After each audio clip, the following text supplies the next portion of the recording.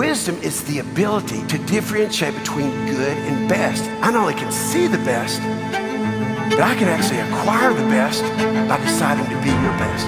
That's the secret. That's what makes a person great.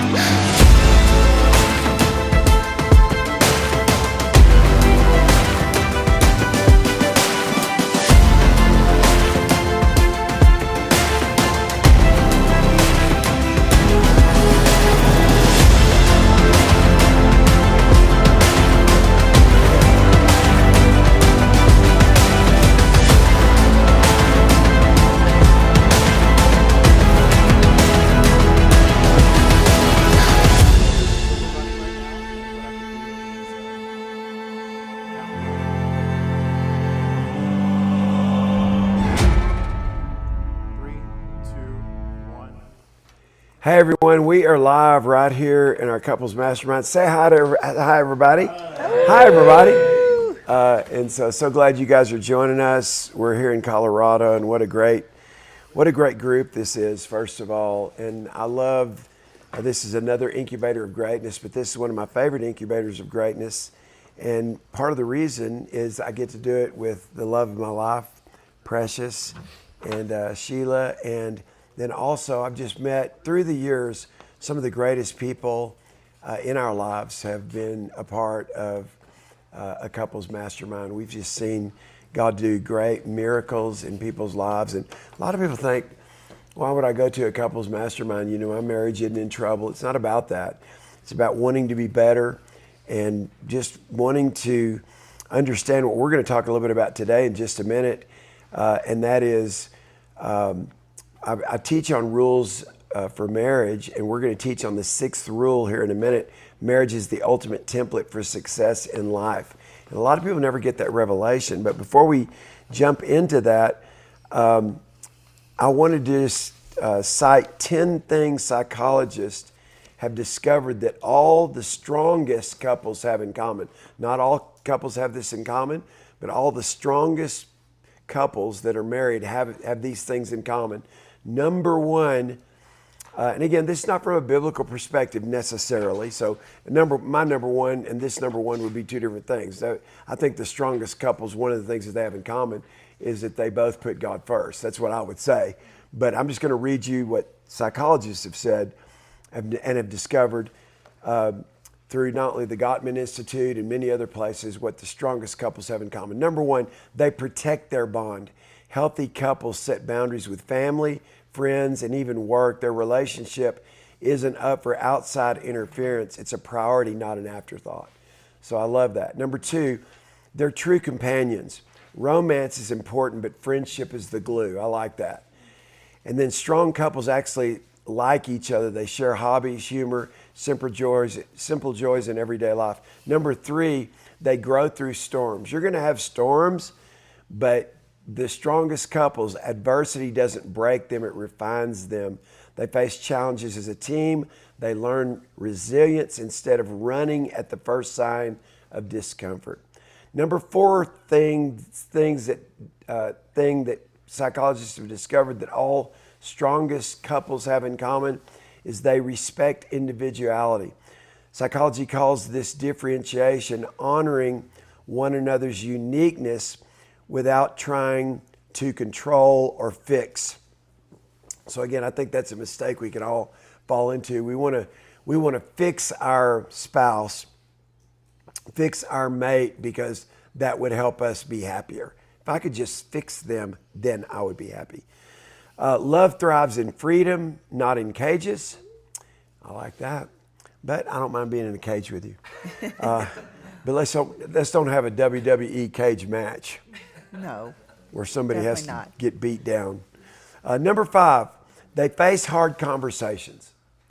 Conflict isn't avoided, it's navigated.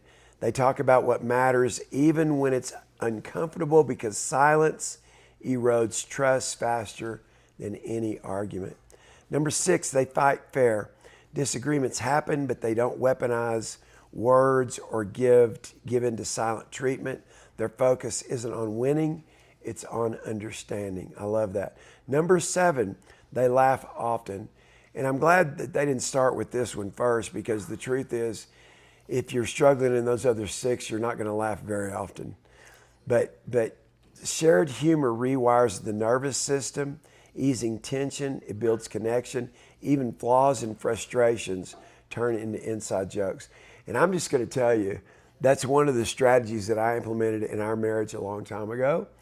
And that is the things sometimes that bother me most about Sheila are things I've just learned to laugh at. And so it's like, and usually I'm dealing with my frustration when I say something like, "You're so funny."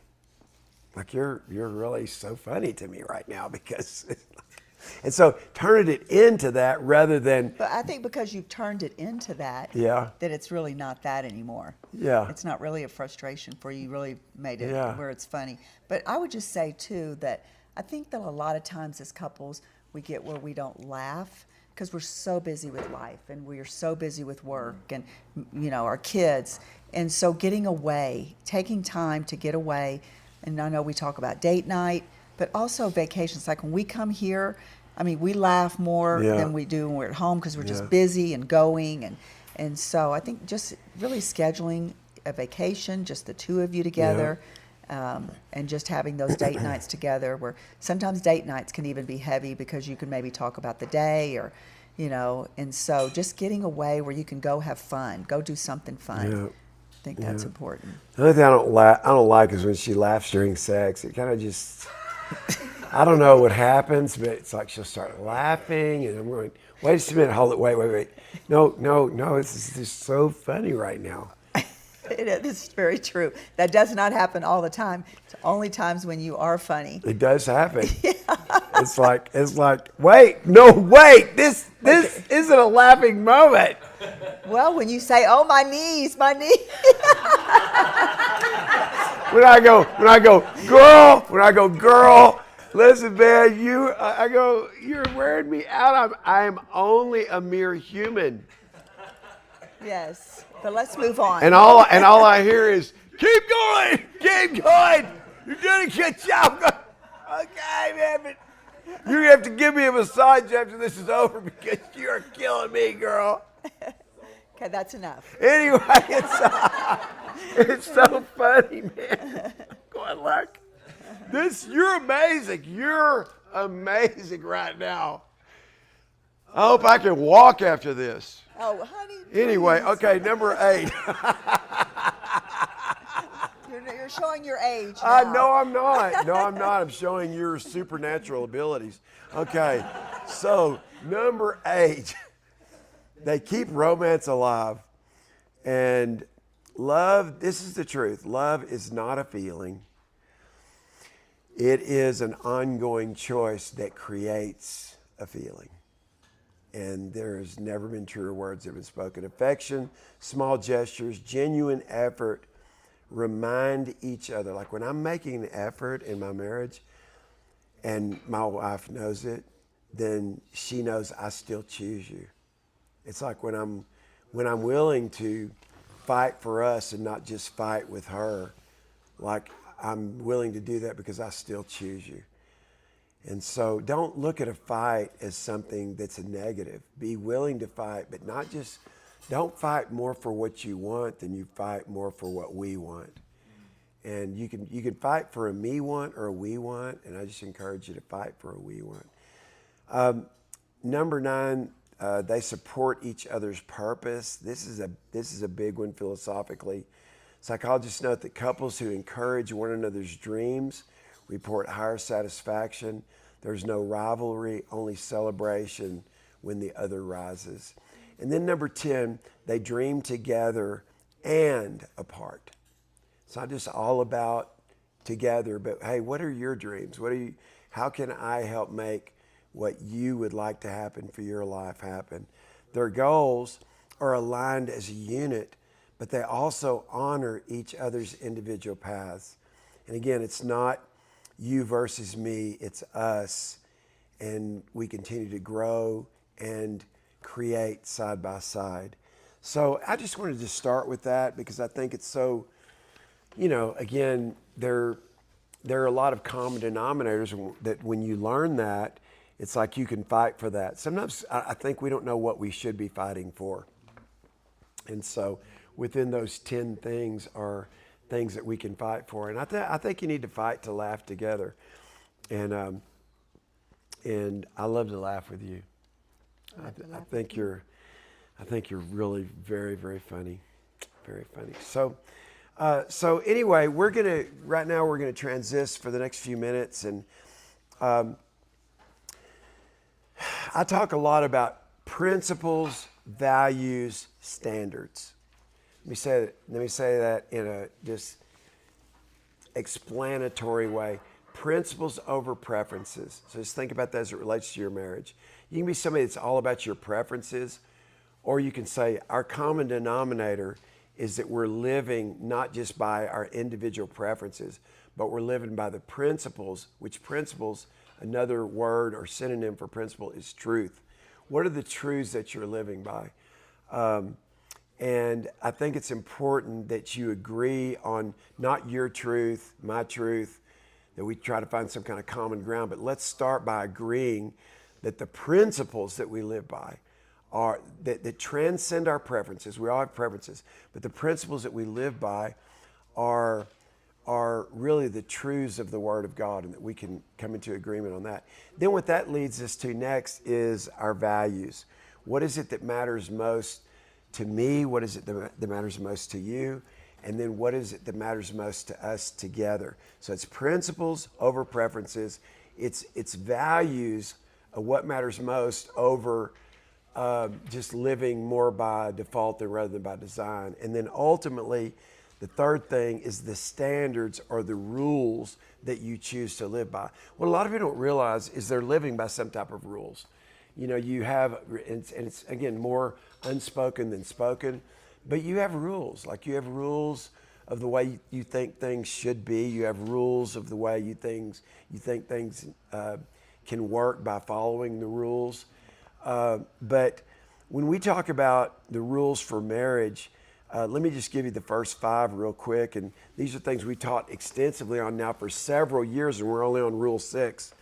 But decide what matters most, and that's when we take people through a core values process. And if you're watching this and you've never done your own personal core values, in my book, Your Divine Fingerprint, which you can, how can they get that, Josh? Can they still get that on Amazon? That's a great question. Or keithcraft.com. keithcraft.com. You can order it on keithcraft.com. That's the best thing because we've just gotten our rights back, so it may not be as readily available. But, you know, it's been in Barnes & Nobles and all over the world, literally. But Your Divine Fingerprint, Chapter 5, I talk about your core values. So part of your fingerprint is, and the way I say it is you have a fingerprint nobody else has to leave an imprint that nobody else can leave. But part of the fingerprint that's unique about you is what you decide matters most. So a lot of people have never gone through that process. So in Chapter 5 of my book, you can check that out. Or I actually have a teaching at keithcraft.com.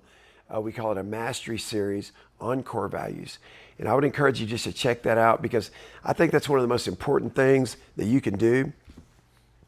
I won't take time in this group because they know the story, but when we first started dating, I was 16, she was 15 in 1976, I laid out what mattered most to me with her. I drew a triangle and said, this is you, this is me, this is God, and began to talk about, before we ever said yes to each other, we talked about what mattered most to each other. And we still hold to that today. So that's why it's rule number 1, that you've got to decide what matters most to you.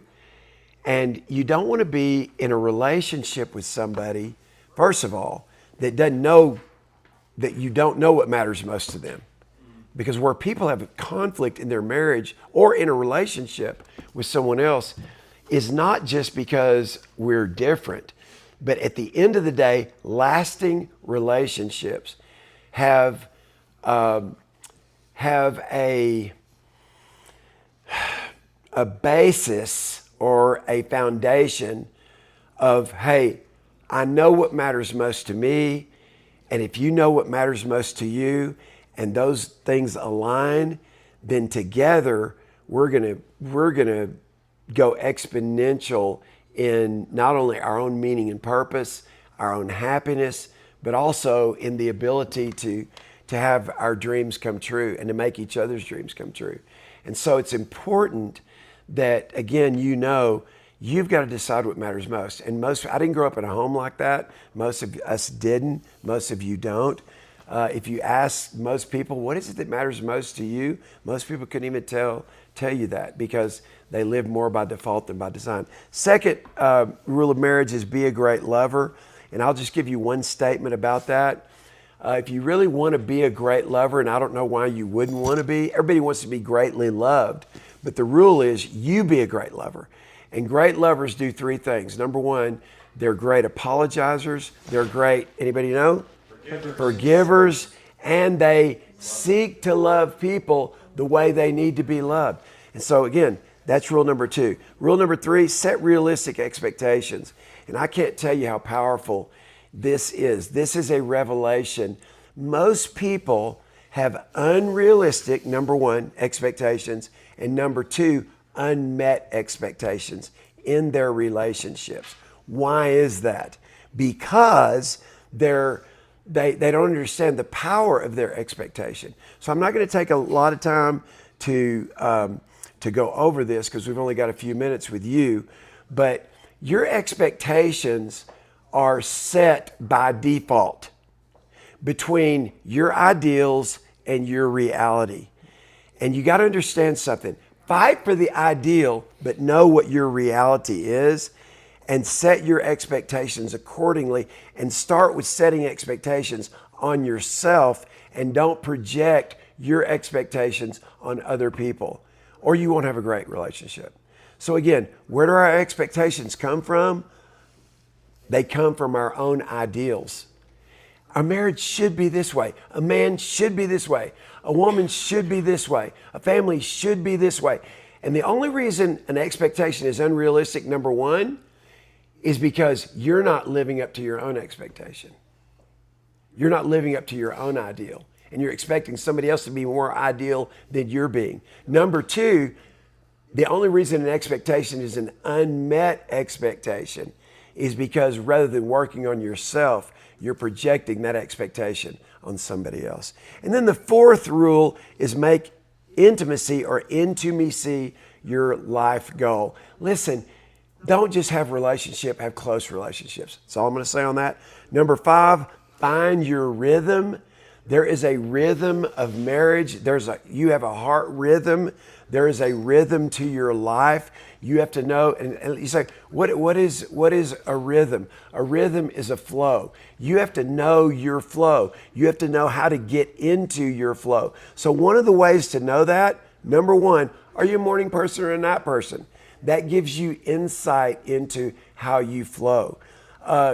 When you flow, when you understand how important flow is, then you can understand that every day I can learn to get myself in a flow. I'm not going to take any more time on that.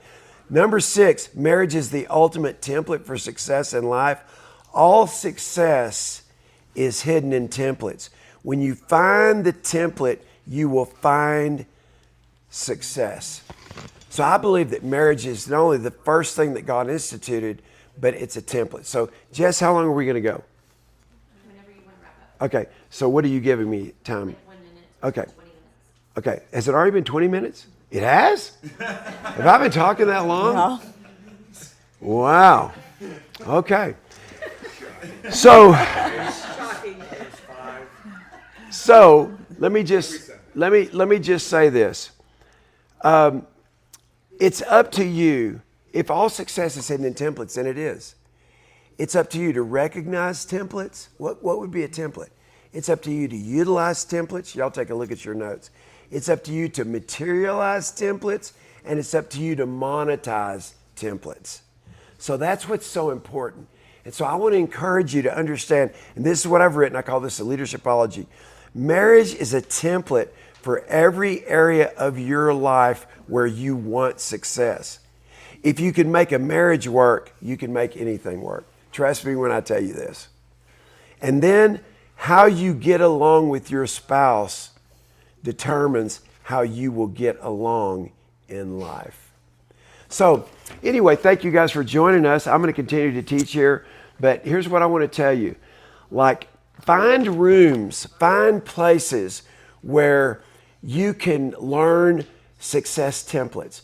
Find in your life, don't seek to reinvent the wheel. Find a wheel that's worked, build on that wheel, make that wheel roll better, make it bigger, make it stronger, make it more powerful. And understand this, God wants you to be a person that doesn't just have to figure it all out by yourself. Get into a Bible-believing church, get into what we call an incubator of greatness, and begin to learn and grow from other people just like that are in this room. God bless you guys. Say bye to everybody. Bye, everybody. Bye, y'all. God bless you.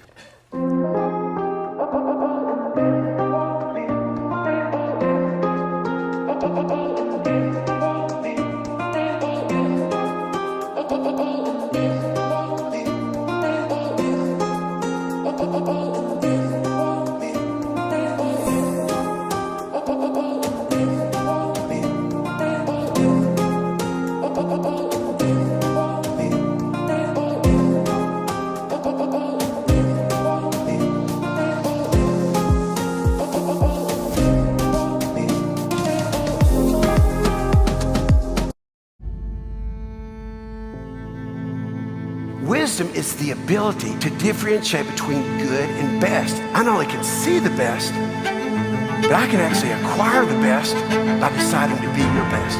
That's the secret. That's what makes a person great.